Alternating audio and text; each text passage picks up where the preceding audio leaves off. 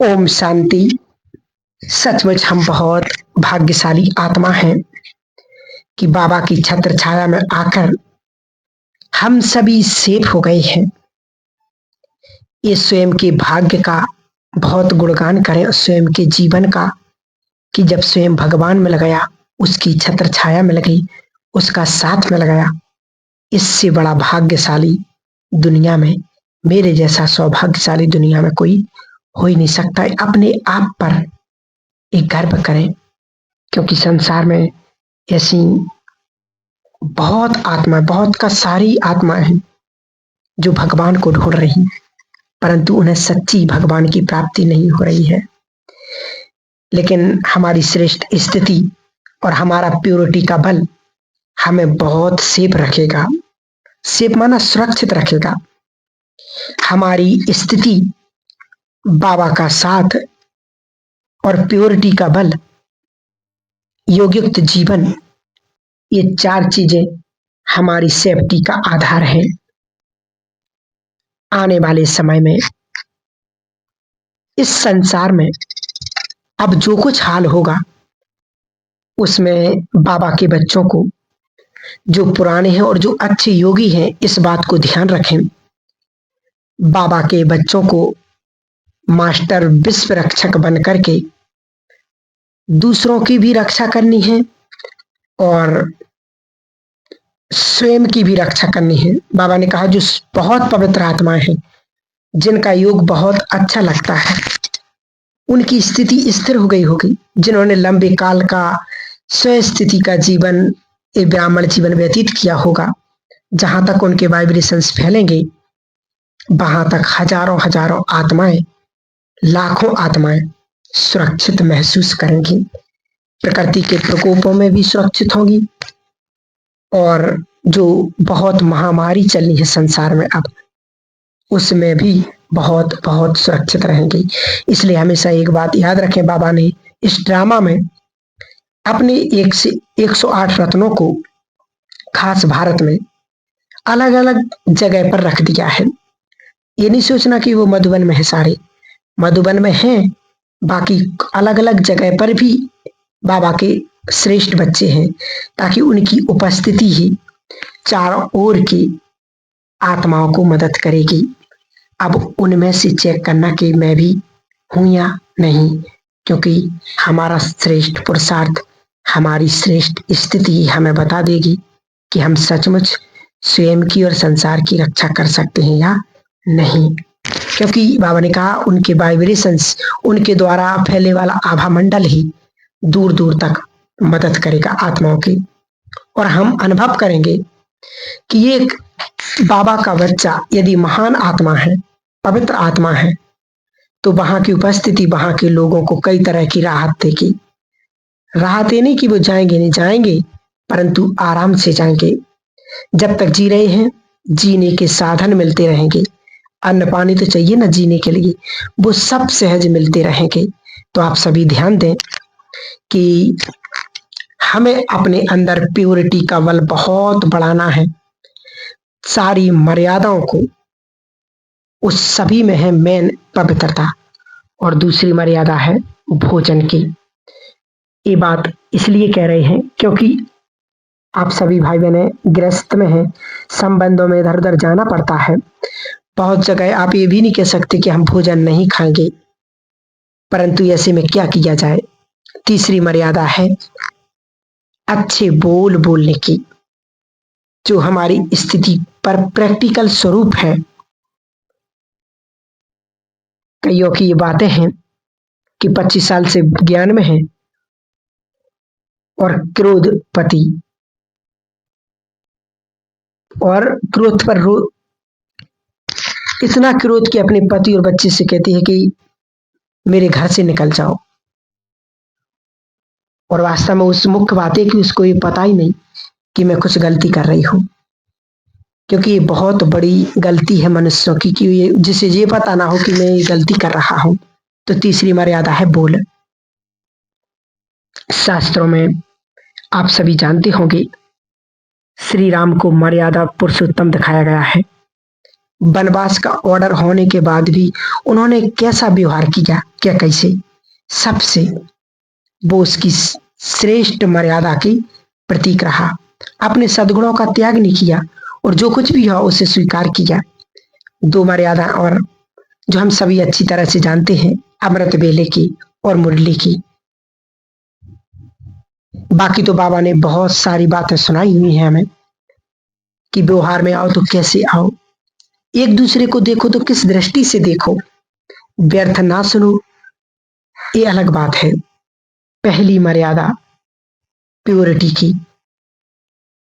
बाबा ने कहा प्योरिटी है केंद्र बिंदु, और जिसके चारों ओर मर्यादा घूम रही हैं। और एक बात हमेशा याद रखना कि सेंटर में जाकर जो मुरली का सुख मिलता है वो ऑनलाइन मुरली सुनने से 10 गुना ज्यादा है, क्योंकि मुरली से बहुत सुख मिलता है, मुरली से महान विचार बनते हैं।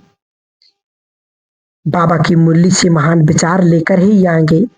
मुरली जीवन दायिनी है, पता नहीं उससे किस बात का समाधान मिल जाए।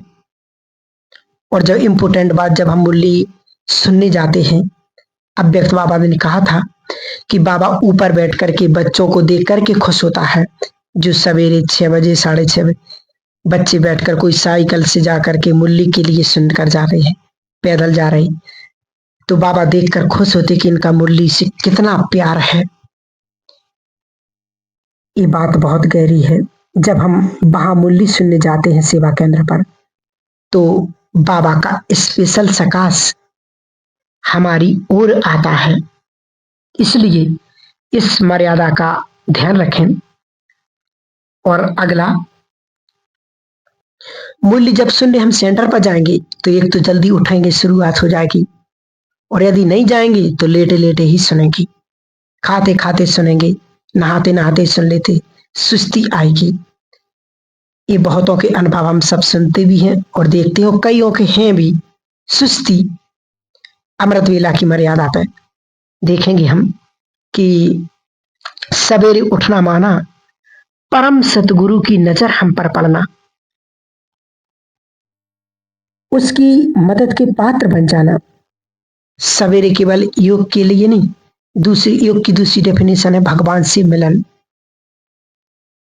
तो दूसरी बात, सवेरे भोलानाथ शिव, स्वयं परम सतगुरु शिव बाबा भोलेनाथ बन करके बैठता है। जो चाहे आप उनसे मांग सकते हो अधिकार से। कोई गलती हो क्षमा याचना करा लो।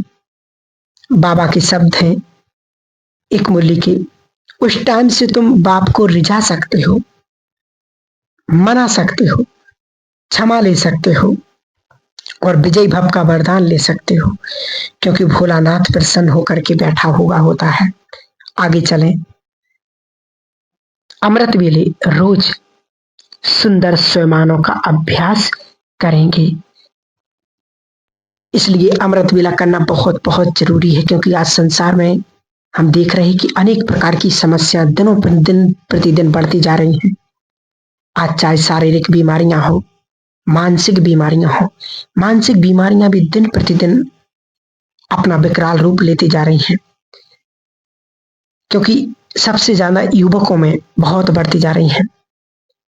तो मोबाइल से थोड़ा दूर भी रहें, क्योंकि एक मोबाइल वरदान भी है और एक शराब भी है। बहुत इंफॉर्मेशन जो हम इकट्ठी करते हैं वो डिप्रेशन के शिकार होते जा रहे हैं। ये सब हिसाब किताब चुकतू करने के भिन्न भिन्न तरीके निकले हो गए हैं। इसलिए हमें अपनी स्थिति को स्ट्रांग बनाना है। एक संकल्प याद रखना, इस संकल्प को बिल्कुल जीवन में संभालें कि कुछ भी हो जाए, याद रखना कुछ भी हो जाए, मुझे अपनी स्थिति को नहीं बिगाड़ना है। और इस संकल्प से जो बल मिलेगा वो बहुत जबरदस्त होगा, परिस्थितियां बदल जाएंगी। इसलिए बाबा ने कहा भी है कि अंत में सिर्फ एक से बाबा के कुछ भी याद ना आए। ये बाबा ने कहा सर्वश्रेष्ठ गति। तो वास्तव में सभी विचार करेंगे कि मुझे संगम का समय कैसे बिताना है। सवेरे सवेरे भगवान जो परम सदगुरु बनकर के बैठता है उससे क्या क्या लेना चाहिए, सारा दिन मुझे किन आज्ञाओं का पालन करते हुए अपने आप को योग अभ्यास देते हुए पूरा दिन कैसी व्यतीत करना है। सभी बाबा के बच्चे बुद्धिमान हैं और बुद्धिमान की डेफिनेशन ये है कि बुद्धिमान वही जो अपने समय को सफल करे। यदि आपको कोई विशेष काम करना है और काम 1 घंटे का 2 घंटा लगाते हैं तो ऐसे नहीं होगा, और काम 1 घंटे का उसे आप 40 घंटे में मिनट में कर देते हैं तो आपको बहुत आगे बढ़ा देंगे। इसलिए समय को आप महत्व दें, समय आपको महान बना देगा, समय आपको सफल बना देगा।